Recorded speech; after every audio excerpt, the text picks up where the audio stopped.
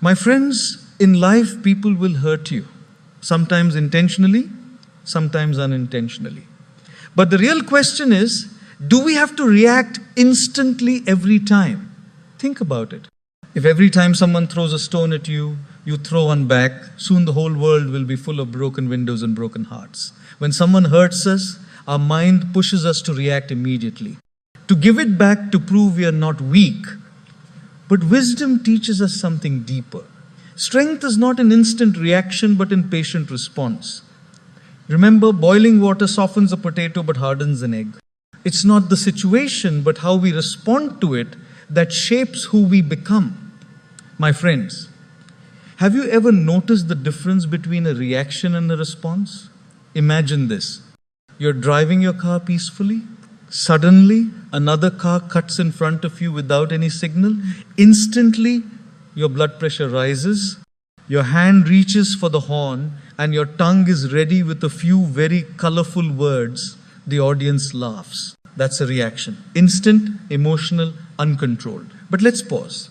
What if you take a deep breath and think for a moment? Maybe that person was rushing to the hospital. Maybe he simply made a mistake. The same way we have also made mistakes while driving. Then instead of shouting or chasing him down, you choose to stay calm. That's a response, thoughtful, controlled, wise.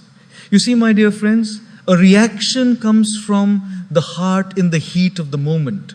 But a response comes from the mind after reflection. Reaction is fire.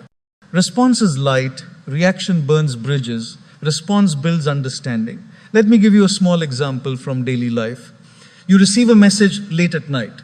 You read it and it upsets you immediately.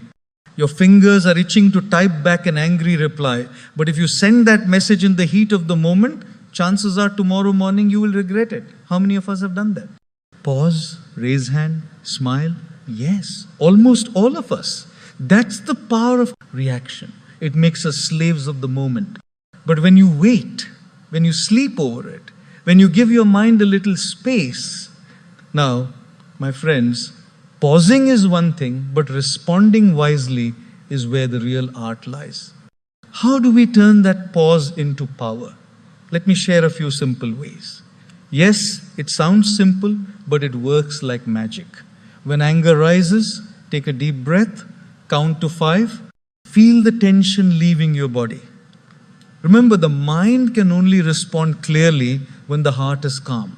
Instead of saying, "Why are you so careless?" ask, "Is everything okay?" Questions open doors.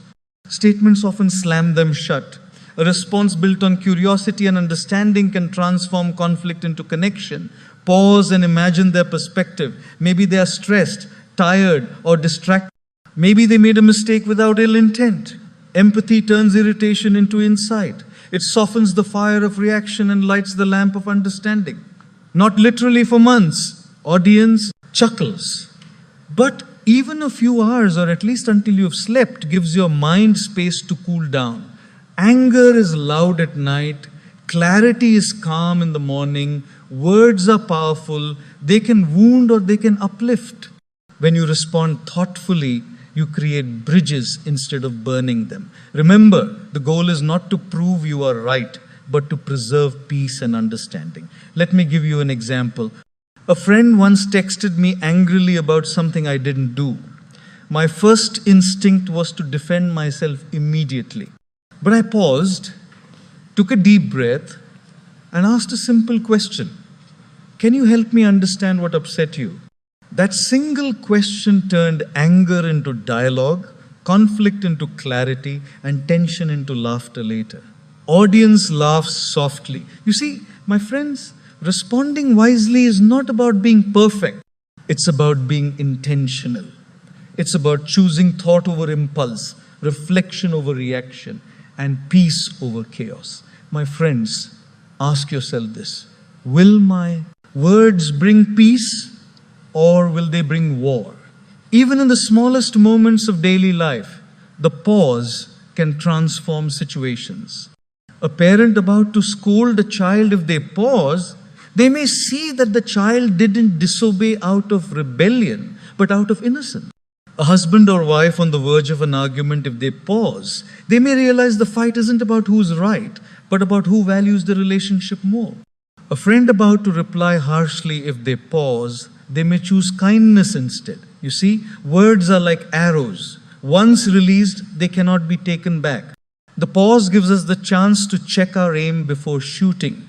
Without it, we may release arrows that wound. With it, we can release words that heal. There's an old story of a wise man who told his disciple, when you are angry, before you speak, take a sip of water and hold it in your mouth for a few seconds. By the time you swallow, your anger will have cooled down. The disciple laughed and said, that's too simple. But later, he realized the depth of the wisdom. Those few seconds of silence saved him from saying things that could have caused permanent harm. Sometimes, my friends, wisdom hides in the simplest practices. Life is not about never getting angry or never feeling hurt. We are human. We will feel emotions. But true strength lies in what we do in the gap between the hurt and our response. That gap, the pause, is where maturity lives. That gap is where peace is protected. That gap is where relationships are saved. So the next time someone hurts you, remember the power of the pause. Count to 5. Breathe. Let the first wave of emotion pass. Then choose your response carefully. Because once words are spoken, they cannot be erased. But if you pause, sometimes the best response is no reaction at all. Sometimes the best words are the ones left unsaid. The pause is not just about seconds. It is about wisdom. And if you master this tiny practice, you will save yourself from countless regrets, countless fights, and countless moments of unnecessary pain. 5 seconds, my friends, just 5 seconds of patience can protect a lifetime of peace. When someone hurts us, the first voice we usually hear is not the voice of wisdom, but the voice of ego. The ego whispers, show them who you are. Don't let them get away with it. Hurt them back. And if we listen, we react with anger, sarcasm, revenge, or bitterness. But here's the truth. When ego fights ego, nobody wins. Both hearts get wounded, both minds lose peace. But when we rise above the ego and choose compassion, something magical happens. Compassion disarms negativity in a way that ego never can. Anger escalates a situation. Compassion dissolves it. Ego adds fuel to the fire. Compassion pours water on it. Ego makes enemies. Compassion creates healing. The young man approached the saint, furious and full of anger, and asked, if someone insults me, how should I respond? The saint smiled gently and said, tell me, if a child throws mud at you, will you throw mud back at the child? Or will you understand that the child is small and does not know better? The young man paused and replied, of course, I wouldn't throw mud back at the child. The saint nodded, exactly. Many people in this world are grown in age but still children in maturity. They throw mud not because you deserve it, but because that is all they know. Responding with mud only makes you dirty. Responding with compassion keeps you clean. How true is that, my friends? Compassion does not mean you agree with someone's behavior. Compassion does not mean you allow others to mistreat you. Compassion simply means you understand that their hurtful behavior comes from their own wounds, not from your worthlessness. When you see the pain behind their anger, you stop taking their words personally. Instead of reacting, you respond with understanding. Think about it practically. Suppose a colleague snaps at you in the office. The ego says, snap back, put them in their place. But compassion says, maybe they're under pressure. Maybe something is troubling them. If you respond calmly instead of aggressively, you may actually help them feel lighter. You protect your peace and theirs. Even in family life, compassion transforms relationships. A spouse says something harsh after a long day. If you react with ego, the fight escalates.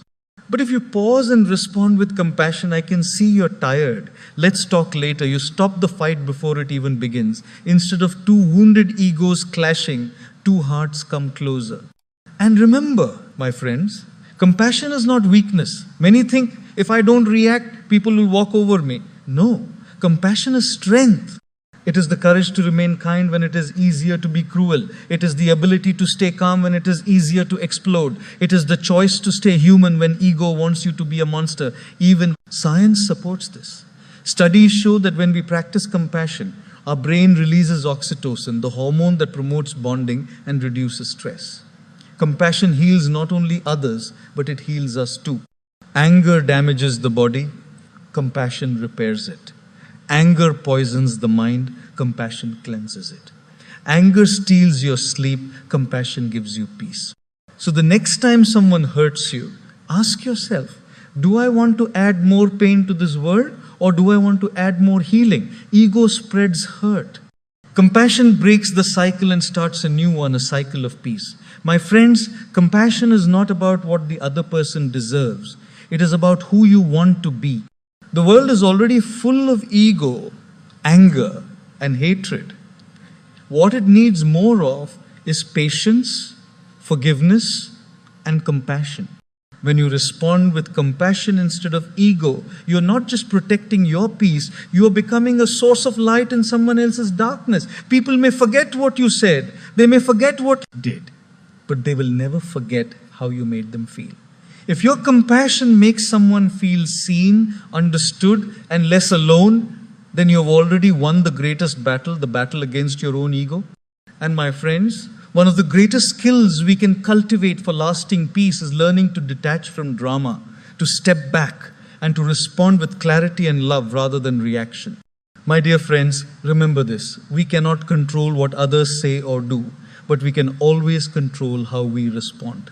Life will test you again and again.